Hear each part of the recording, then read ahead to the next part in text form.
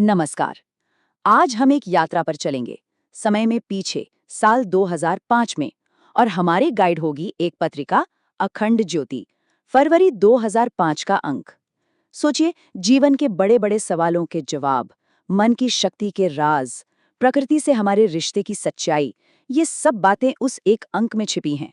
तो चलिए, आज इसके पन्ने पलटते हैं और देखते हैं कि इसमें कौन सा ज्ञान छिपा है।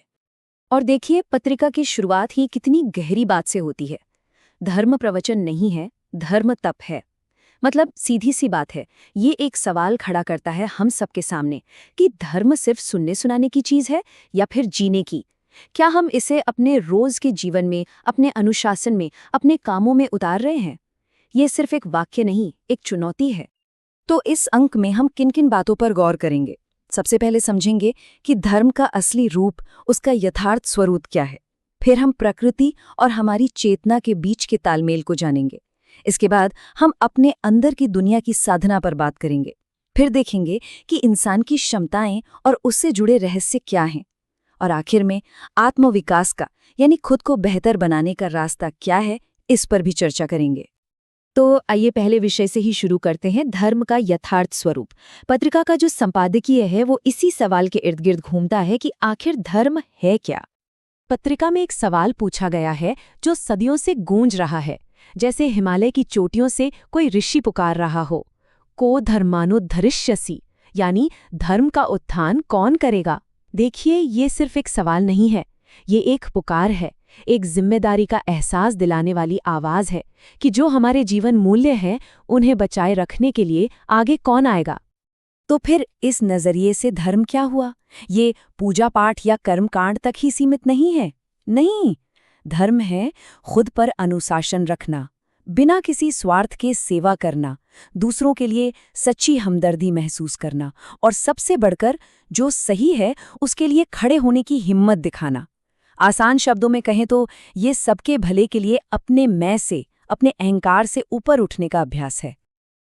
अच्छा, जब हम धर्म को सही कर्म की तरह समझ लेते हैं तो अगला सवाल ये आता है कि इसका हमारे आसपास की दुनिया से क्या लेना देना है। तो चलिए अब दूसरे विषय की ओर बढ़ते हैं, प्रकृति और चेतना का सामंजस्य। ये जानना वाकई हैरान करता है कि हमारी संस्कृति में प्रकृति के हर हिस्से में ईश्वर को देखा जाता था। धरती को सिर्फ जमीन का टुकड़ा नहीं बल्कि मां माना गया। सूर्य को सिर्फ आग का गोला नहीं, जगत की आत्मा कहा गया। हवा को प्राण माना गया। जब नजर ऐसी हो तो रिश्ता शोषण का नहीं बल्कि सम्मान का बन जाता है ना? और यहीं पर एक बहुत बड़ा फर्क साफ दिखता है। एक तरफ है प्रकृति के साथ तालमेल बिठाकर चलने की सोच, और दूसरी तरफ है आज की सोच जो हर चीज का बस शोषण करना चाहती है। जब हम प्रकृति को माँ की जगह एक रिसोर्स की तरह देखने लगते हैं तो नतीजा वही होता है जो आज हम देख रहे हैं, इकोलॉजिकल इम्बैलेंस। ये हमें याद दिलाता है कि बाहर जो भी संकट है उसकी जड़ कहीं न कहीं हमारे अंदर के संकट में ही है। तो बाहर की प्रकृति को समझने के बाद अब वक्त है अपने अंदर की दुनिया में झांकने का। पत्रिका का अगला हिस्सा हमें इसी आंतरिक जगत की साधना की ओर ले जाता है। यहाँ एक खास साधना का जिक्र है, त्रिपदा गायत्री। अब ये क्या है? ये एक तरह की 3 स्टेप वाली साधना है। इसे सिर्फ एक पूजा विधि मत समझिए, बल्कि ये इंसान के संपूर्ण विकास का एक तरीका है जो हमारे अस्तित्व के 3 अलग-अलग लेवल पर काम करता है। और ये 3 लेवल्स कौन से हैं? पहला है स्थूल शरीर, यानी हमारा फिजिकल बॉडी। इसकी साधना से हमें अच्छी सेहत और ऊर्जा मिलती है।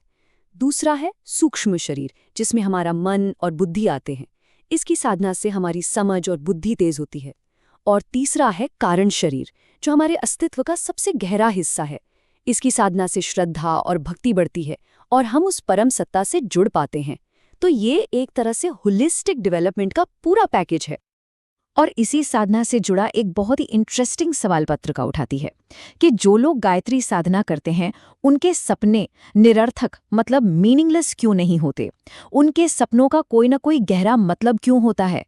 क्या है इन सपनों का राज? पत्रिका बताती है कि ऐसे सार्थक सपनों को 4 कैटेगरी में बांटा जा सकता है। कुछ सपने हमारे अंदर की सफाई को दिखाते हैं, जैसे पुरानी बुरी आदतें खत्म हो रही हैं। कुछ सपने ये बताते हैं कि हमारे अंदर अच्छे गुण विकसित हो रहे हैं। कभी-कभी आने वाले समय की कोई झलक भी मिल जाती है। और सबसे ऊंची अवस्था में, जागते हुए भी दिव्य दर्शन हो सकते हैं। कह सकते हैं कि सपने एक तरह से हमारी स्पिरिचुअल प्रोग्रेस का मीटर बन जाते हैं। तो सपनों की इस अंदरूनी दुनिया से निकलकर अब हम बाहर की दुनिया में आते हैं और बात करते हैं इंसान की क्षमताओं की, उसके पोटेंशियल की और कुछ ऐसे रहस्यों की जो आज भी हमें हैरान करते हैं। इस बारे में लेख हमें याद दिलाता है कि टैलेंट की कोई उम्र नहीं होती। सोचिए, एक तरफ शंकराचार्य जैसे ज्ञानी थे जिन्होंने कम उम्र में ही वेदों पर भाष्य लिख दिया, और दूसरी तरफ आज के बच्चे हैं जो चेस, म्यूजिक और टेक्नोलॉजी में कमाल कर रहे हैं। ये सब क्या दिखाता है? यही कि महानता के बीज तो बचपन से ही मौजूद होते हैं। लेकिन यहीं पर एक बहुत जरूरी चेतावनी भी दी गई है। देखिए, एक बात है बच्चे के नेचुरल टैलेंट को प्यार और सब्र से निखारना, और दूसरी बात है उसे सुपर किड बनाने की होड़ में झोंक देना। ये जो दबाव है ना, अच्छे मार्क्स लाने का, हर हाल में सफल होने का, ये बच्चे के पूरे विकास को रोक सकता है, उसकी जिज्ञासा को खत्म करके चिंता और डर पैदा कर सकता है। अब इंसान की क्षमता से जुड़े एक और बड़े रहस्य की बात करते हैं। जरा इस नंबर पर गौर कीजिए, 23 लाख। ये गीजा के महान पिरामिड को बनाने में लगे पत्थर के ब्लॉक्स की संख्या है, और हर एक ब्लॉक का वजन 2 टन से भी ज्यादा था। सोचकर देखिए, ये इंजीनियरिंग का कैसा कमाल रहा होगा जो आज भी हमें सोचने पर मजबूर कर देता है। तो सवाल तो मन में आता ही है ना, कि हजारों साल पहले बिना आज की मॉडर्न टेक्नोलॉजी के ऐसा कुछ बनाना मुमकिन कैसे हुआ?